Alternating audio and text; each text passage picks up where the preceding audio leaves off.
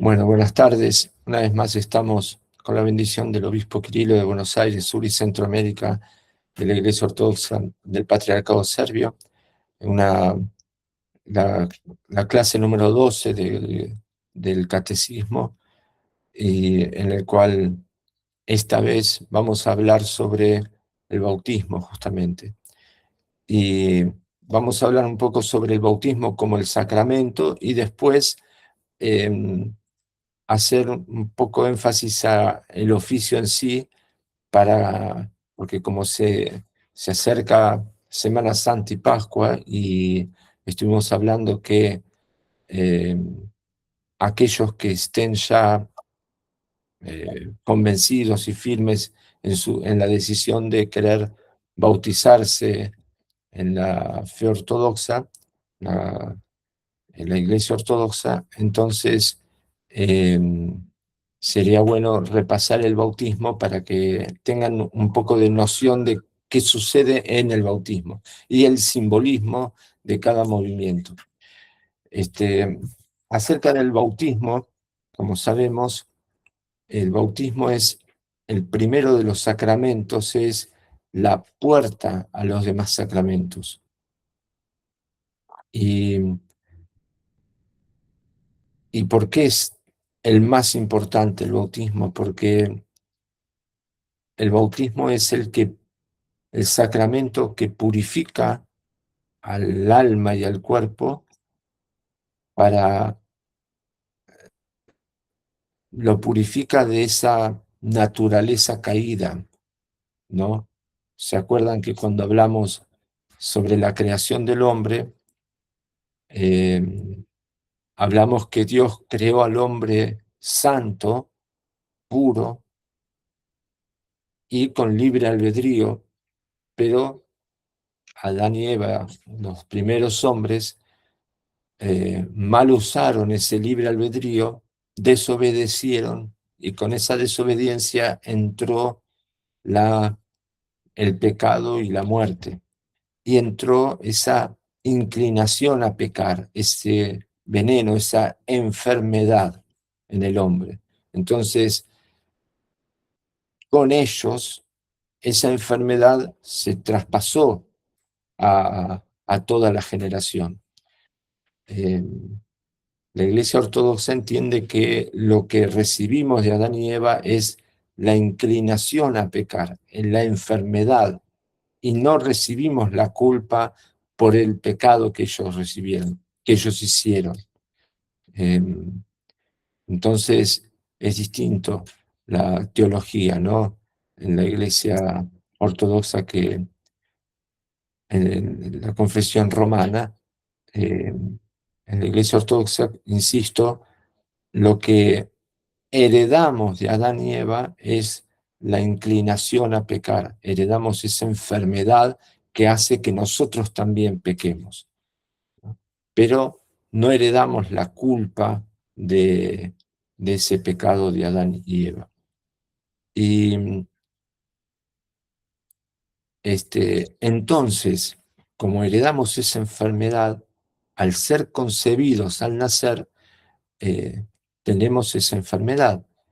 Y por eso el bautismo es el sacramento dado por Dios para purificarnos de esa enfermedad, para iluminar el cuerpo y volverlo eh, limpio, puro, sagrado, ¿no? Como si fuera antes de la caída. Pero ¿qué sucede? Eh, no puede, no es que con el bautismo el cuerpo queda como antes de la caída, sino que sigue pecando, lamentablemente, pero tiene la gracia dada por el bautismo, esa gracia del Espíritu Santo, para que cuando caigamos nuevamente nos volvemos a levantar, nos volvemos a purificar, ¿no? Eh, entonces, y el bautismo es dado principalmente por Dios nuestro Señor, que luego de que Él vence a la muerte, resucita y se le aparece a los apóstoles, les dice: ir a todas las naciones y bautizarlas en el nombre del Padre, del Hijo y del Espíritu Santo.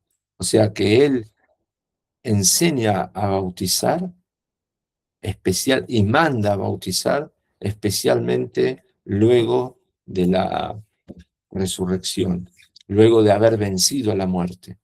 Porque recordemos que nuestro Señor vino a restablecer todo lo que había sido eh, dañado en el hombre y en el mundo, ¿no? La eternidad en el ser humano fue dañada con la muerte y Él vino a restaurar la eternidad en el hombre, ¿no? Luego, la unión entre el hombre y el Espíritu Santo era plena antes de la caída, ¿no? Dios había creado al hombre en una unión plena con el Espíritu Santo, y por eso el hombre era santo, pero tenía la libre voluntad, el libre albedrío. Y en ese libre albedrío desobedece, y el Espíritu Santo, además de que entró la muerte en el hombre, también sucedió algo fundamental, trascendental, y es que el Espíritu Santo se alejó del hombre. Él estaba unido al hombre plenamente, pero el Espíritu Santo en la caída del hombre, en el pecado y en la desobediencia, se aleja, porque no puede el Espíritu Santo permanecer plenamente en donde ya no hay un amor pleno, donde ya hay eh, un alejamiento de Dios, ¿no? Cuando Adán y Eva desobedecen, muestran que no están eh, plenamente amando a Dios. Entonces el Espíritu Santo se tiene que alejar, no puede estar, porque la elección es libre también, ¿no? Eh, entonces el Espíritu Santo se aleja del hombre, pero no completamente, porque si no el hombre estaría completamente perdido. Se aleja, pero un poco Dios Padre un poco conserva el Espíritu Santo en el género humano. Y como dijimos que nuestro Señor vino a restaurar todo lo que se había deteriorado en el hombre, luego de restaurar la eternidad en el género humano, al vencer a la muerte, en Pentecostés vuelve a enviar el Espíritu Santo al hombre y restaura esa unión que había antes, la vuelve a restaurar, enviando el Espíritu Santo en Pentecostés al hombre. Entonces, ¿y por qué lo envía? Porque es necesario para el hombre el Espíritu Santo. El Espíritu Santo mejor dicho, el hombre sin el Espíritu Santo, no, el ser humano no puede hacer nada bien. Entonces, eh, envía el Espíritu Santo para que vuelva a estar en comunión con el ser humano. Y fíjense que lo envía justo cuando empiezan los apóstoles a ir a predicar por todas las naciones. Entonces es el momento en donde nace la iglesia con el Espíritu Santo, y porque el Espíritu Santo guía a la iglesia, guía a los apóstoles. Y, y el Espíritu Santo guía a la iglesia de una manera activa, viva, dinámica y actual. hasta el día de hoy el Espíritu Santo guía a los jerarcas de la iglesia, y porque todo lo que hace la iglesia lo hace por la gracia del Espíritu Santo, porque la imposición de manos sobre los obispos y sobre los sacerdotes y sobre los diáconos no es nada más ni nada menos que el descenso del Espíritu Santo sobre ese o sobre el ordenado, para que sea el Espíritu Santo el que guía al ordenado y el que transmita la gracia de, del Espíritu Santo. Entonces, y como por ejemplo en los concilios ecuménicos de los primeros 1000 años del cristianismo, en donde la iglesia se estaba formando, se estaban escribiendo los dogmas, se estaban eh, eh, determinando la tradición y los cánones, entonces el Espíritu Santo guiaba a esos obispos y esos padres, y si había algo que estaba mal, de alguna manera lo hacía notar, lo hacía ver, por inspiración del Espíritu Santo. Y por eso es que lo que se determinaba en un concilio, a un dogma o algunos cánones, en el siguiente concilio se lo volvía a revisar para ver si estaba todo bien o si había algo que había que corregir. Y esa revisión, obviamente, es inspirada misteriosamente por el Espíritu Santo. Entonces, si hubiera habido algo que había que corregir, el Espíritu Santo lo decía, lo hacía ver, ¿no? Y eso obviamente de manera misteriosa, de manera santa, porque por algo los jerarcas rezaban, ayunaban, se preparaban para esos momentos de los concilios, donde era muy importante estar elevados espiritualmente. Entonces, el Espíritu Santo guía a la iglesia y también guía al ser humano. Y el Espíritu Santo lo recibimos en el bautismo y lo recibimos especialmente en el segundo sacramento, el sacramento que se da enseguida luego del bautismo, y que es el sacramento de la crismación o el sacramento de la confirmación, ¿no? Tenemos bautismo, confirmación, confesión, eh, comunión, eh, la ordenación a sacerdocio, el matrimonio y la unción con los santos óleos. Esos son los 7 sacramentos. Bautismo y confirmación se hace todo uno, unido, ¿no? Es como un mismo oficio, pero son 2 sacramentos. Y en el sacramento de la confirmación es como nuestro Pentecostés personal, porque así como en Pentecostés el género humano volvió a recibir el Santo Espíritu, en la crismación recibimos el Santo Espíritu cada uno de nosotros. Entonces es nuestro Pentecostés personal. Desciende el Espíritu Santo sobre nosotros, así como descendió sobre los apóstoles y la iglesia. Y en el oficio del la crismación, el sacerdote unge con un aceite especial, ahora voy a hablar sobre ese, y dice el sello del don del Espíritu Santo, el sello del don del Espíritu Santo, el sello del don del Espíritu Santo, y así.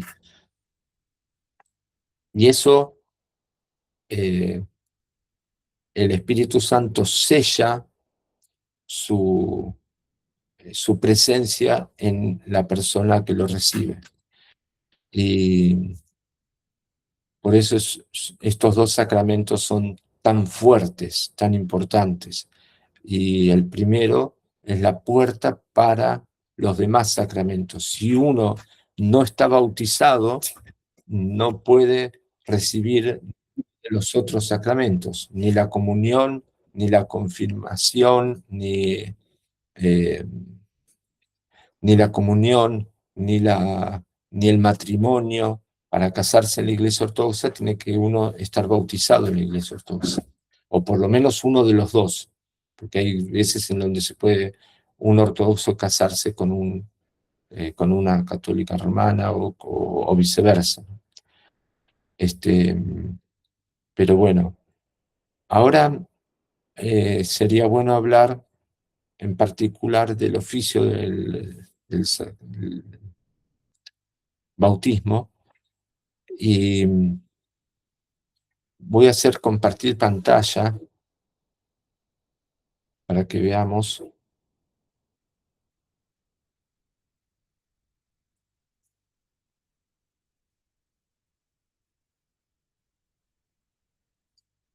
Acá tenemos el oficio.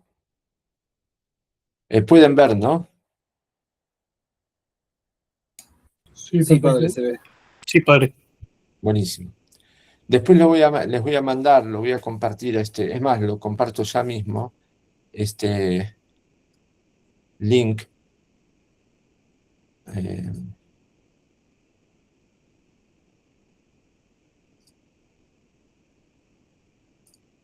En este link es el sacramento del bautismo. Van a encontrar una explicación y después el oficio en sí, ¿no? Es este.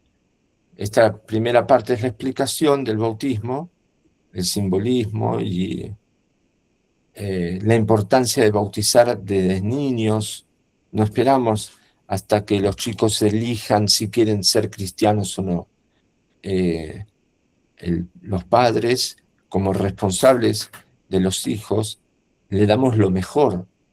Por ejemplo, no esperamos a que el chico elija si quiere ir a la escuela o no. Lo llevamos a la escuela y punto. Eh, de la misma manera, le damos la fe y le damos el bautismo porque sabemos, como grandes, como adultos, sabemos que eso es lo mejor que le podemos dar a nuestros hijos. Y después, si ellos quieren seguir o no, ahí van a tener su elección. Pero de bebés, nosotros somos los responsables, los padres somos los responsables, y tenemos no solo la posibilidad, la obligación de bautizarlos para que tengan la bendición de Dios desde bebés. No los podemos, no hay razón de privarlos desde bebés a que tomen la comunión y que se unan a Cristo, ¿no? No, esperar a que sean grandes no tiene sentido. Insisto, como padres sabemos eh, que es lo mejor que le podemos dar y por eso se lo damos. Y, y además también hay muchos ejemplos de que por ejemplo, el apóstol Pedro, que bautizó toda una casa, como dice en Hechos de los Apóstoles, y bautizó mujeres y niños, dice. Entonces, porque ya en el Nuevo Testamento se hablaba de bautizar a los niños. Y, y además, ¿qué pasa si el niño muere? Que, ¿cómo, eh, no podemos no darle el bautismo y la comunión para que esté ya cubierto con la gracia de Dios por si llega a pasar una fatalidad de que Dios se lo lleve antes de tiempo, ¿no? Así que por muchas razones los niños son bautizados de niños, de recién nacidos. El bautismo no se repite, por eso es que eh, no, muchas veces la Iglesia Ortodoxa, por economía, acepta el bautismo hecho en la Iglesia Católica Romana y, y por eso recibe en la fe ortodoxa a la persona por medio del sacramento de la crismación, nada más, y no del bautismo. para no repetirlo. Después los padrinos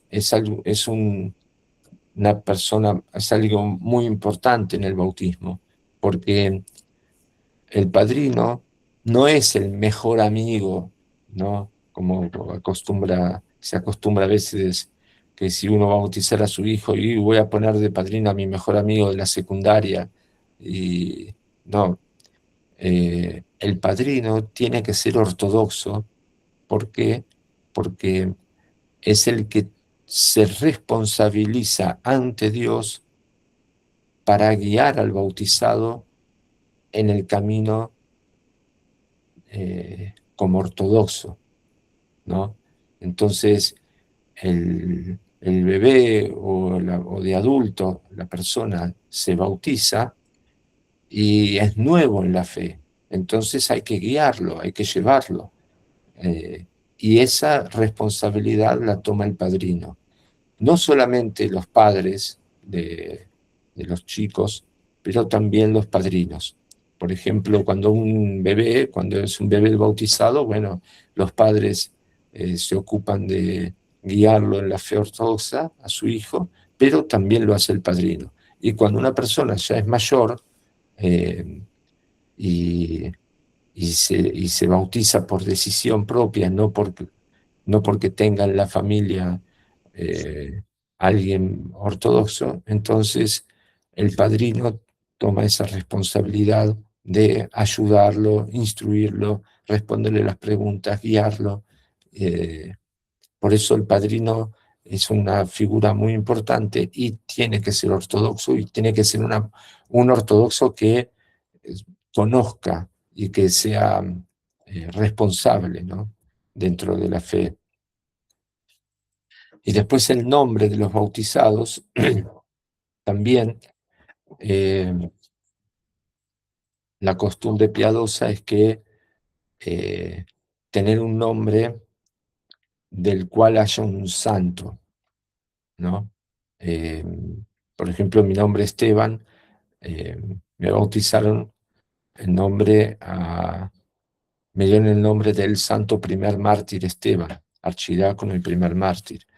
Eh, y a mi hermano Elías le dieron el nombre por el profeta Elías, a mi hermana Magdalena por la Santa María Magdalena. Eh, yo a mi hijo le pusimos el nombre de Pedro por San Pedro de Cetinje, todo porque se le da un nombre de un santo, no se le da el nombre, por ejemplo, Rosa o eh, algún otro nombre que no tenga, eh, no sea el nombre de un santo.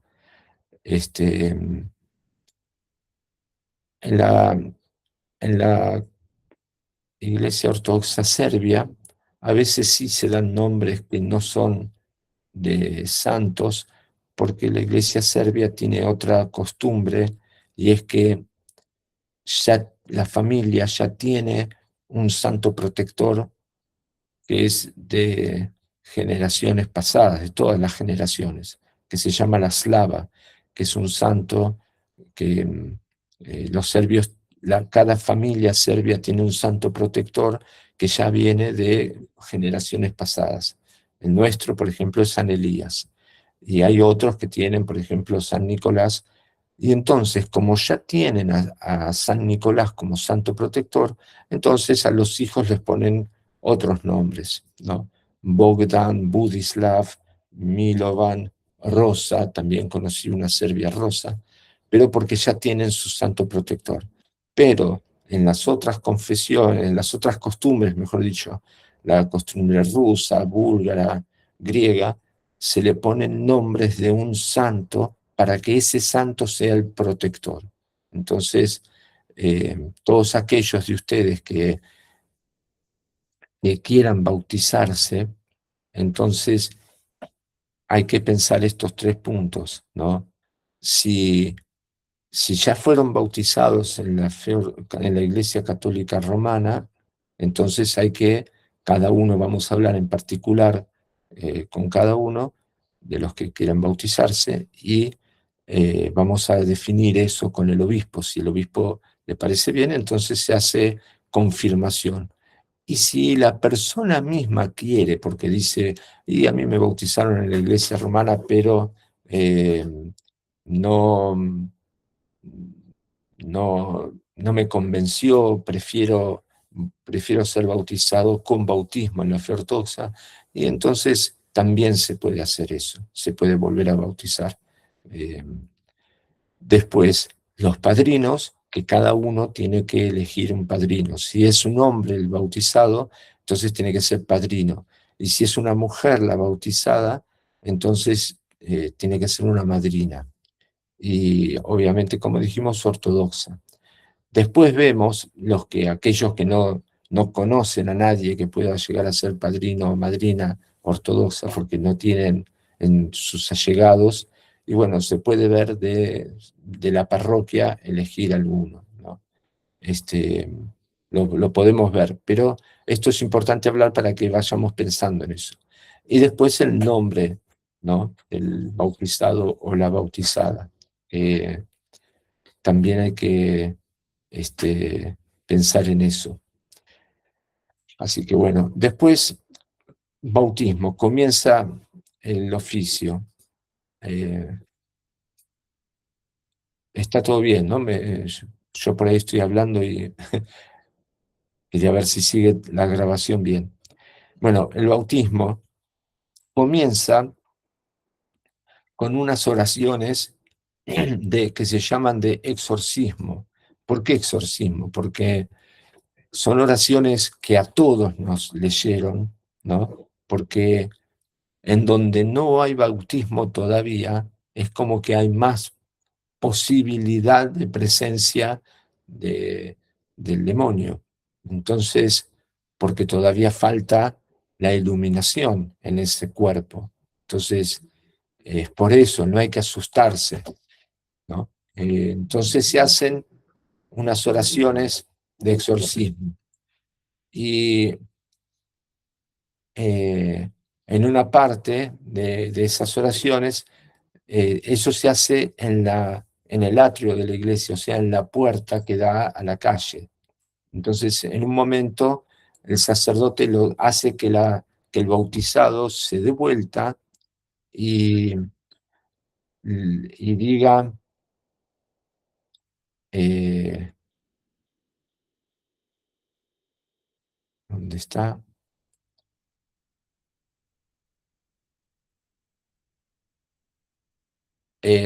Hace estas preguntas, ¿no? Esto después cada uno lo va a leer y lo vamos a practicar.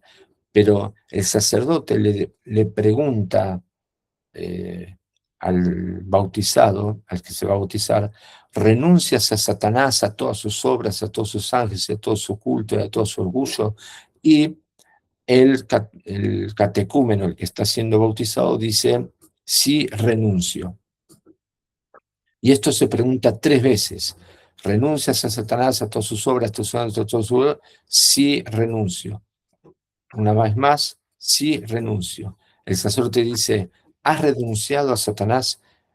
El que va a bautizarse dice, sí, he renunciado. Otra vez pregunta, ¿has renunciado a Satanás? Sí, he renunciado. ¿Has renunciado a Satanás? Sí, he renunciado. Sopla y escupe en él o sobre él. Y entonces la persona simbólicamente sopla hacia afuera y hace una forma de escupir hacia afuera. Por eso se hace desde la puerta de la iglesia hacia afuera. Entonces, desde ese momento se vuelve hacia oriente, o sea, se dan vuelta y ya vuelven a mirar hacia adentro del templo, y el sacerdote pregunta, ¿te unes a Cristo? Sí, me uno. ¿Te unes a Cristo? Otra vez pregunta 3 veces, así como nuestro Señor le preguntó 3 veces a Pedro las preguntas, para que se afirme bien esa respuesta, esa unión, ¿no? ¿Te unes a Cristo? Sí, me uno. ¿Te unes a Cristo? Sí, me uno. ¿Te has unido a Cristo? Sí, me he unido. ¿Crees en Él? Creo. Y la persona responde, creo en Él como Rey y Dios. Y ahí el catecúmeno lee el credo, el símbolo de la fe, que es fundamental leerlo porque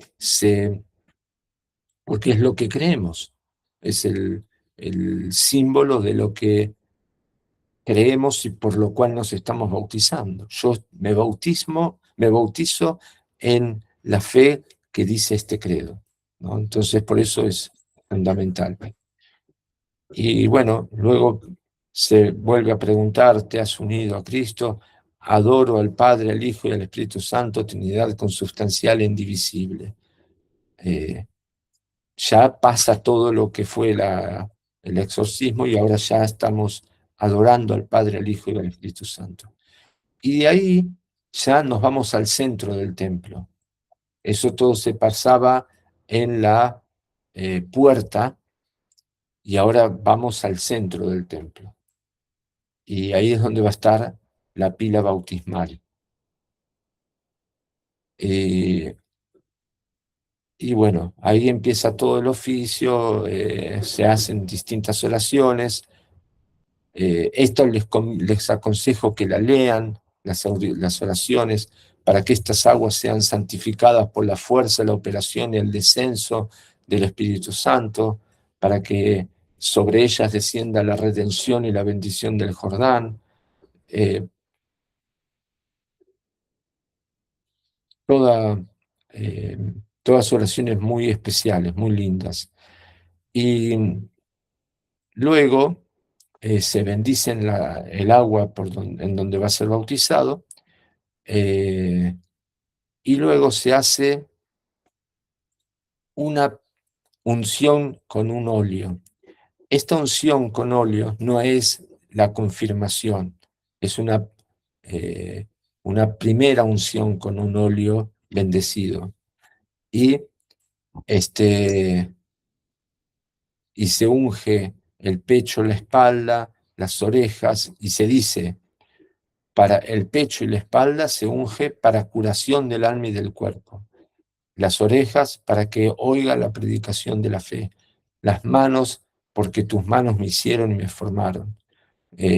Los pies para que anden por la senda de los mandamientos. Y luego de ungir, ahí se hace el bautismo. El bautismo, correctamente hecho, se hace a través de la inmersión para que la persona pueda sumergirse y después emerger. ¿Por qué? Porque en el agua muere el hombre viejo y emerge, nace el hombre nuevo, renovado con la gracia del Espíritu Santo. Ya es otro hombre, ya no tiene tanto poder en él la, la, eh, la enfermedad del pecado que heredamos de Adán y Eva, ¿no? Esa enfermedad ya no tiene tanto poder como antes del bautismo. Entonces, por eso nace un hombre renovado del agua. Así como Cristo se bautizó en el Jordán, sumergiéndose por completo. Hay veces en donde la parroquia no tiene una pila bautismal grande para adultos y entonces, bueno, se hace, de alguna manera se trata de tirar agua por arriba de la persona y se trata de mojar lo más posible. eh, pero bueno, acá tenemos una pileta y vamos a tratar de hacer lo mejor posible para que se pueda hacer la inmersión y para que pueda emerger la persona bautizada. Bueno, luego del bautismo se hace el oficio de la crismación. Se lee esta oración y se hace ahí sí se hace el sello, se unge de la misma manera que antes, pero esta vez sí se hace con este aceite que es especial. Y es un aceite para la unción, se llama mirra, y es un aceite especial que lo hacían los apóstoles. Los apóstoles hacían la mirra eh, con distintos perfumes y aceites perfumados y obviamente bendiciéndolo con oraciones. y le daban a cada obispo que ellos ordenaban, le daban un poco de ese aceite para que con ese aceite los reciban a los fieles en la iglesia de Cristo. Y cuando a ese obispo se le estaba acabando ese aceite de los apóstoles, entonces antes de que se acabara, ese obispo hacía nuevo aceite sobre poco que le quedaba. Es decir, que después, por todos los siglos, cada vez que quedaba poquito de ese aceite, cada obispo hacía nuevo aceite sobre ese poco, y así es como el día de hoy se llegó a tener ese aceite, cada iglesia lo tiene, y que ese aceite tiene parte del aceite de los apóstoles. Esa es la sucesión apostólica, ¿no? Y entonces con ese aceite se unge los ojos, los oídos, la boca, la nariz, el pecho, las manos y los pies, para que todo sea bautizado, iluminado y sellado con el Espíritu Santo. Luego se lee el apóstol, un apóstol relacionado con el bautismo, y luego se lee el Evangelio del bautismo, en donde Jesucristo, luego de resucitado, le dice a los apóstoles que bauticen a todas las naciones en el nombre del Padre, del Hijo y del Espíritu Santo. Y, perdón, me olvidé de una cosa importante, que luego de la unción, luego de la unción, el sacerdote acompaña a los padrinos con el bautizado y da 3 vueltas alrededor de la pila bautismal. Esas 3 vueltas son los primeros pasos que el bautizado da como bautizado, y los da en la iglesia guiado por el sacerdote. Y entonces se canta en ese momento: todos los que habéis sido bautizados en Cristo, de Cristo estáis revestidos. Este es un momento muy especial del bautismo. Y luego del apóstol y del evangelio, se reza por el bautizado, se reza por el padrino, y después lo último que se hace es la tonsura, que el bautizado ofrece como primicia parte de su pelo a Dios. Es la primera ofrenda que da Dios, ¿no?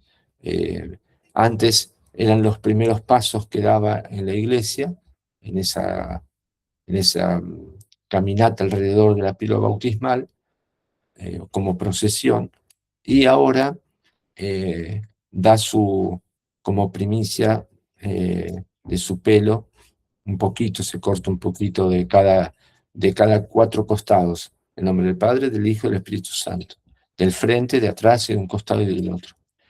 Y esas 3 vueltas, es importante resaltar que eso se hace en el bautismo, se hace en el casamiento también, que los casados, los primeros pasos que dan como casados, como marido y mujer, los dan en la iglesia, y se hace de la misma manera, 3 veces. Y bueno, y luego de la tonsura termina el oficio. Así que más o menos esa es la, eh, la, la estructura del bautismo. Vamos a cortar con la grabación y vamos a ver si alguien tiene preguntas.